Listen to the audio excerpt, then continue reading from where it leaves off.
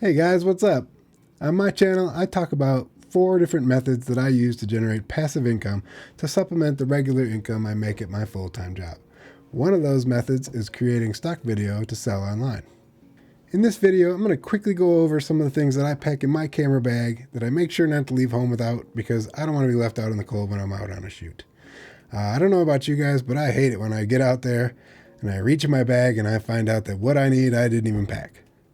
So I spend the whole time banging my head against a tree instead of shooting video.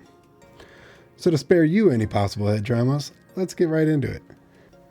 First and foremost, I need a camera bag. A good, comfortable camera bag. A sturdy backpack style bag with loads of room would be preferable. I use this one, the Low Pro Tactic 450. It's strong, it's roomy, it's easy to load up and toss on my back and hit the road or the trail. Next, I need at least one camera. One that records video preferably. I usually take 4. One for stock, one for YouTube, one that flies, and one that's waterproof, just in case. I take my Canon 90D so I can shoot 4K video. Not that you have to shoot 4K video, but 4K video does have a higher purchase point than standard HD video when you're selling footage online. So that's what I do. I also pack my Canon 80D. I use this camera for taking videos of myself while talking about what I'm doing out there, and for shooting the B-roll for these YouTube videos. This camera doesn't shoot 4K, but that's okay since I typically record and shoot all my YouTube footage in 1080p anyway. I also pack this Rode VideoMic Pro, this little Sennheiser lapel mic, and an attenuator cable so you can hear me clearly while I'm out there talking to you. I pack my drone because I live in Colorado, and the aerial footage you can get while hiking around out there is usually pretty stunning, and it sells well online. I still have the Mavic Pro, but it shoots 4K video and it flies great, so that works for me. And you can't forget the ND filters for this guy. You gotta have them while you're out there shooting video in the sun. It helps to pack the controller, any necessary cords for connecting it to your phone, and some spare props too, if you have them, just in case. Keep in mind, if you want to sell drone footage, you have to have your Part 107 drone pilot's license. If you don't have that, then you can save on some weight and just leave a drone at home. Finally, I pack my GoPro Hero 8, because I can get it wet without worrying about it, and if it starts to rain or I come across something cool happening in a stream or a lake, I can dunk this little guy underwater and catch some interesting 4K footage. I also pack a few different mounting options for this since they're small and light and could come in handy.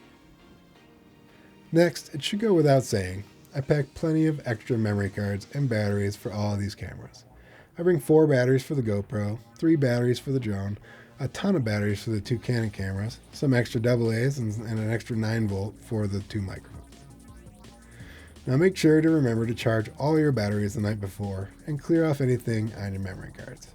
Otherwise you're just carrying around dead weight, it's useless, and you don't want that. Trust me, I've been there.